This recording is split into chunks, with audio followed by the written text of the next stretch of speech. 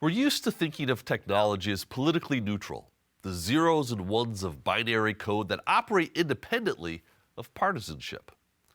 But today's guest says that increasingly private technology companies are usurping the functions of government and thereby posing a real threat to the health of Western democracies.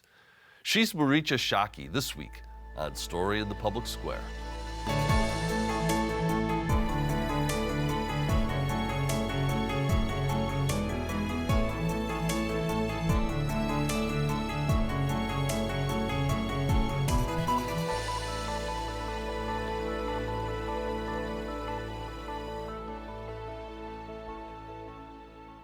Hello and welcome to Story in the Public Square, where storytelling meets public affairs. I'm Jim Ludis from the Pell Center at Salve Regina University. And I'm G. Wayne Miller, also with Salve's Pell Center. And our guest this week is Marietje Schaake, a former member of the European Parliament who is now a fellow at Stanford University and the author of a critically important new book, Tech Coup, How to Save Democracy from Silicon Valley. She's joining us today from the Netherlands. Marietje, thank you so much for being with us. Thanks for having me. Well, I got to tell you, the Tech Coup is, I think, as timely and as prescient a book as we've read for this show. Tell us, we'll get into it in some detail, but why don't you give us a quick overview? So the Tech Coup is really about what got us to the enormous power that Elon Musk now has as a key advisor to President Trump, because it talks about the way in which technology companies, larger and smaller, in mostly invisible ways, have accumulated enormous power without countervailing powers, and how that is a threat to democracy. Well, so I mentioned that you are a former elected official, a former member of the European Parliament. Did that experience influence your decision to ultimately write this book? Absolutely. So I began writing based on, two big blocks of my career, being in political office, being responsible for technology policies, and seeing tech companies grow at a rapid pace between 2009, when I was first elected, and 2019, when I stepped down, and then moved to the belly of the beast, Silicon Valley, and continued to focus on the way in which democracies need to put up guardrails, organize independent oversight and accountability over these tech companies. And so, written for a general audience, not for academic experts, this book really lays out how we got here, and also how we need to make our democracy more robust to avoid a further power grab by unelected corporates, the tech companies, at the expense of the public interest and, basically all of our lives. So who are the other tech titans in addition to Elon Musk? And you lay them all out in the book, but just give us a quick look at who we're talking about, the companies and the people. Well, we saw a number of people lining up behind President Trump at his inauguration, a scene that I would have never imagined. I mean, I describe in the Tech Coup how Silicon Valley has a lot of power over politics because we've all become so dependent on technology, because they lobby with enormous amounts of dollars, over 100 million spent in Washington, same in Brussels, the hub in the European Union where tech policy is made. And so we're thinking about Amazon, Microsoft, Meta, that includes Facebook, for example. But also Microsoft, that was not on the podium with Donald Trump, is an enormously large company that has strong ties to OpenAI that listeners may have heard about. So it's really the whole suite of large tech companies that are gaining more and more governance, so to say, over our lives, our societies, our economies, our national security, our civil liberties, because of the technologies that they make, because of the market cap, so the enormous capital that these companies have because we're so dependent on them. They are in many ways overtaking roles that used to be the exclusive domain of states. So think about critical infrastructure or think about intelligence gathering, that is now often a role for companies, providing securities, scanning critical infrastructure for risk, and so on. The kinds of activities in the domain of national security, very sensitive geopolitical implications that are now operated and run by companies who have an information advantage compared to states. And so all of this combined really sketches a very worrying picture about how an ecosystem of tech companies, it's not necessarily one or the other, but it's really, a whole suite of companies that also are very much linked together, that are now incredibly powerful. And unfortunately, I don't foresee that the US under this administration is going to be a leader in adopting rules to course correct, to strengthen the rule of law, and to make sure that this outsized power, this coup, is actually pushed back against. So how do the worldviews and the views of democracy and government among the tech titans, how does that deviate from the traditions of the West in those areas, government and democracy? Clearly they do. So I think there are a couple of areas to point to understand what is happening. One, I think the whole narrative that may be familiar for listeners to this program, that technology would sort of create a self-fulfilling prophecy of democratization, was always highly naive about how hard it is to actually have a democracy. If you're up against authoritarian regimes, for example, the idea that just putting a mobile phone into people's hands and connecting them to social media would somehow magically push through all this aggressive repression and censorship was, of course, a naive narrative, but one that held a lot of promise and that a lot of people actually believed in, and made politicians decide not to regulate these companies that would, allegedly lead to this democratization around the world. So that's one part of the story. The other part of the story is that there's a relatively small group of people, think about, the Peter Thiels of this world, the Elon Musks of this world, who actually have an idea that not any political group or party, not any sort of state government is the best to serve citizens, but rather some sort of corporate structure that actually needs to be created after destroying state institutions and hollowing out government as we know it. And I think that's what you're witnessing right now with this so-called Department of Government Efficiency that Elon Musk is responsible for, but not in the official way that we know in the US, where if somebody gets an appointment, they are heard before Congress, they have to distance themselves from their business interests, there are checks and balances, there's transparency over decision making.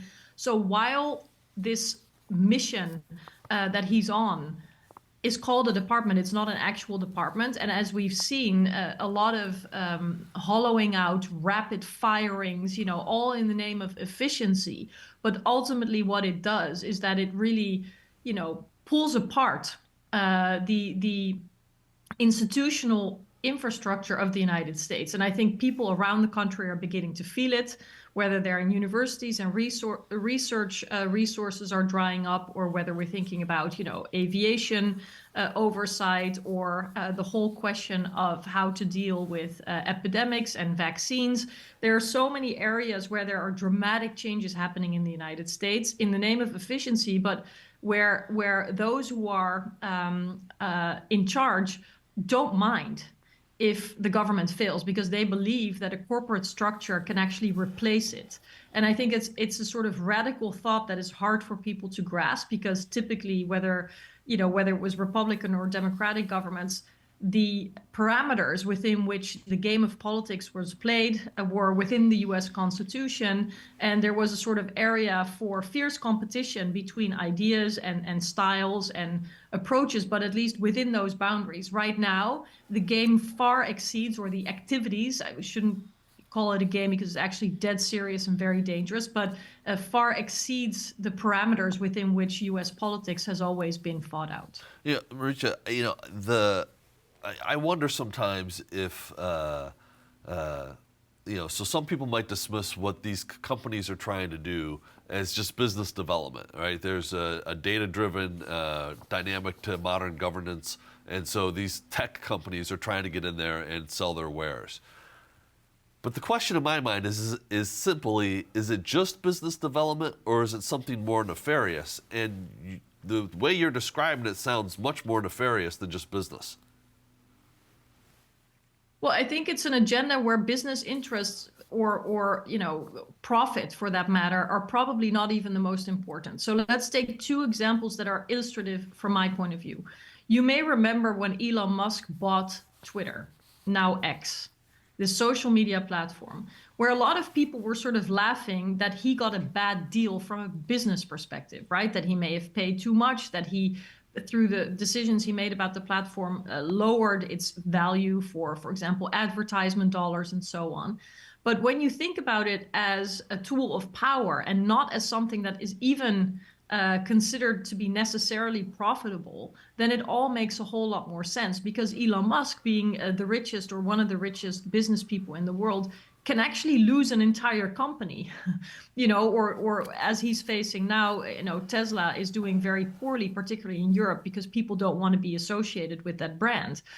They don't want to buy cars from someone who has supported the far right in Europe and who is destroying the US government. So the business incentives that might typically actually persuade a CEO to act in a certain way don't matter for the ultra wealthy billionaires. The other example is, of course, Jeff Bezos and his ownership of the Washington Post, where he did a dramatic intervention this week, where he basically dictated that the opinion pages could only be could only deal with certain topics, so would really narrow the scope of what opinion pieces could be placed in the Washington Post, while, of course, previously he had promised never to intervene over such editorial decisions. But the point is, even if a lot of people, including myself, immediately canceled their subscription to the Washington Post after this move, in protest or in dismay or a combination of the two, from a business point of view, it doesn't hurt Jeff Bezos. He has so much money that even if the Washington Post would sort of drop dead today, it would not hurt his business empire. And this is, of course, the problem, because if independent media are no longer independent because they're owners, or if social media platforms are really becoming the platforms of influencing politics, steering people towards the far right, giving platforms, as Elon Musk has done, to the leader of the far right in Germany. Who knows what the algorithmic settings are doing to steer people in a certain direction, then that is what matters to these tech giants, and not so much the business case. So I would also encourage people who have heard over and over that Silicon Valley is about innovation, that regulation stifles innovation, that Silicon Valley is about free speech, another one of those traps that we hear so much, but is actually not true. That when they hear that Donald Trump or Elon Musk or other tech moguls are in this to do good business, that they also question whether it is about business or whether it's about power, and power to take into their own hands and to really go above or underneath our democratic system. So to really circumvent constitutional and democratic mandates, checks and balances, and accountability. And to me, I studied American studies in university, believe it or not. This whole promise of checks and balances is so integral to the story of what American politics is all about, why it is robust. But if you destroy these checks and balances, well, what's gonna save American democracy then? Yeah, I don't know if you're familiar with the work of Yascha Mounk up at Harvard. And he's looked at the appeal of democracy in Western countries since the World War II generation. And the further those generations get away from 1945, it seems like there's greater openness to non-democratic solutions to governing. Is this part of that? Is this sort of what we're headed towards, because the people are now more open to undemocratic solutions to governing? Well, it looks like it. I mean, a lot of people argue Donald Trump has been democratically elected, and therefore he cannot undermine democracy. But of course, democracy is about much more than elections. And we're actually seeing significant undermining of the US democracy as it was known. Obviously, very dramatic geopolitical decisions, betraying the Ukrainians, which is top of mind here in Europe and which is actually really angering people here. JD Vance making derogatory comments about the UK and France, as though they don't really have the will to fight, even if soldiers served alongside Americans in wars that the United States dragged European countries into, in Iraq, in Afghanistan. So the kinds of choices that are made have deep impact on US democracy, but also on the collective strength of democracies worldwide, on the notion that there should be rules that actually also constrain the behavior of states when they're very powerful, which some people call the rules-based order. It's a little bit abstract, but the idea is that there should be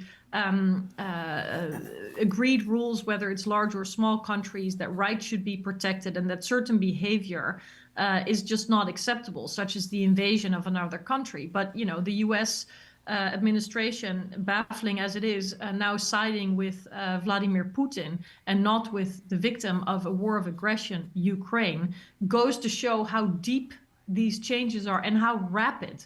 We've only had the Trump administration for around 6 weeks out of 4 years. So, we really have to worry about what will remain of the rule of law and that rules-based order after this pace of destruction and the will to actually throw overboard a lot of the pillars that for decades have actually defined what was considered the US's position of power. So, I don't want to glorify that, because we've also seen excesses that are an abuse of that power. Sure. A lot of wars that shouldn't have been started have dragged people into it, obviously. Abuse of power in the US itself with phenomena like Guantanamo, for example, or mass surveillance of people through tech. So I don't want to romanticize the US that we came from, but certainly where things are heading now is doing enormous damage to the promise of American democracy and the collective strength of democracies around the world. So, Marietje, there's another party here, and that is the consumer. If you go globally, there are literally billions of people who subscribe to Meta products, Instagram and Facebook, to Apple, to Amazon. Break that down for us. So in almost every interview that I do or talk that I give, people ask, what can consumers do? And of course, voting with the feet, walking away from products to others is a helpful thing. So to step away from, let's say, WhatsApp and go to Signal, or to step away from, the very surveillance capitalism-driven social media platforms to go to others, more decentralized, less profit-driven, is great. To protect children from addictive tech products, good. But my concern, and I also lay that out in the Tech Coup, is that really the power asymmetry between that individual tech, internet, mobile phone, social media user and the tech companies that are designing and crafting very, very sophisticated terms of use, the way in which they nudge or suggest that you just click accept to the terms of use, or you just want to, try out that cool generative AI tool to just be entertained. You want to see a funny image. You want to hear a funny text. You want to get some inspiration for, a poem that you're going to write. The entertainment, the ease of use, the promise of more efficiency is very, very much on the front, and it's really hard for the individual tech user to appreciate all the consequences that come with clicking yes or stepping into this so-called free service. So while I'm a big believer in empowering individuals and bringing people along in making the change, I really think that we need more collective action. That's why regulation is a part. Investing in alternatives, which is very much a huge discussion in Europe right now. We need to break our dependence on US tech companies because it's dangerous for Europeans. tech companies are going to be swept up in the trade war that Donald Trump is starting, but they can also be instrumentalized against national security. And this is now very much a concern if we look at the direction that the US administration is going towards. If you look at Elon Musk, who's also clearly against a strong EU, the same as Donald Trump, probably because rules are coming out of European legislative processes that actually impact these tech companies. So the point is that you need to have some guardrails that are coming from rules or investments in alternatives or different ways of using procurement, and you cannot rely on the individual internet user for creating sufficient collective critical mass vis-a-vis these incredibly powerful tech companies that are basically capable of changing our behavior without us even realizing how they do it. You know, Marietje, there is you write really compellingly about cryptocurrency and the blockchain in the tech coup. President Trump recently announced an intention to create a U.S. national reserve of cryptocurrency. What's at stake with this decentralization of finance and with a proposal like the one that President Trump recently made? So the challenge with cryptocurrencies is one, that they're called currencies because they're actually not a currency the way the dollar and the euro are a currency, but they're an investment product with all the risks that come with them. And on top of that, because they are kind of operating in a parallel structure where scarcity is created artificially, they operate below the radar. Viewers of this program probably know that cryptocurrencies are really the means of choice for a lot of criminals and terror organizations as well, because it can be used without being traced so easily.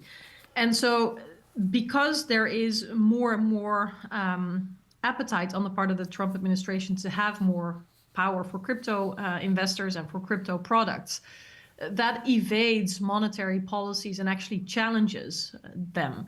So what it means is if you create so much value that operates outside of the regular space within which monetary and fiscal policies apply, that they can be undermined very easily. And you know, it's unheard of to see a U.S. president bringing to the market what is now called a meme, so some kind of crypto product that people can invest in, but that create personal wealth for the president himself. And so there are all kinds of very perverse dynamics around what the crypto investors hope to achieve, what the president hopes to gain from this, and how that would impact monetary policy. So I think the move by President Trump to go, strengthen basically the institutional use of cryptocurrencies is all going to contribute to an eroding of the ability of monetary policies to really steer financial streams, and will give more room for the kinds of schemes that he likes for personal wealth and probably also for many others. So I think it is a risky thing he's doing, but it would fit entirely with this agenda of weakening the state to replace it with something else. So we're not talking about different politics in the same institutions. We're talking about pushing aside the institutions, replacing it with some kind of corporate or now crypto model that is much harder to apply oversight and accountability over. You write very eloquently about the history of the internet, of course, which is the backbone of everything that we're talking about here, and the initial promise of it. And I remember in the 90s when I first went on the internet during the dial-up era, it was just this wonderful thing. You could share stories, you could meet people, what happened? And again, we only have a couple of minutes, and you write a lot about it in the book, but what happened? Well, I mean, I remember that time too. I actually was an exchange student in the United States in 1996 when I also used dial-up internet to, connect back home, and we saw these websites popping up, even the city that I was born in. So it was all very nascent, but it was mesmerizing. all this connectivity, all this knowledge that could be exchanged. I remember it was incredibly exciting, and it just seemed like such a progressive step to be taking, in just the evolution of our societies. But what happened is that corporate interests very quickly sort of occupied the internet and became what a lot of people are now considering the internet. A lot of people will only go online through the Facebooks, the Googles, the Amazons of this world, and not in other ways. And now also through generative AI, which they're using for search and other kinds of functions. So corporate interests took over.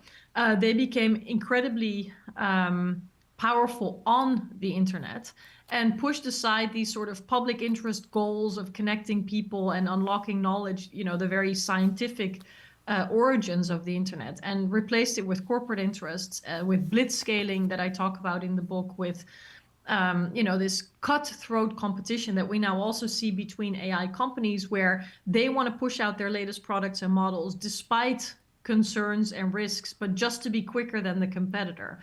And so that means that any benefits are for the companies, any risks are for society. And, that's where we are now with what the internet has become. Marietje Schaake, the book is The Tech Coup. We could talk to you for another hour, but we're unfortunately out of time. That is all we have this week for Story in the Public Square. If you want to know more about the show, you can find us on social media or visit pellcenter.org, where you can always catch up on previous episodes. For G. Wayne Miller, I'm Jim Ludes, asking you to join us again next time for more Story in the Public Square.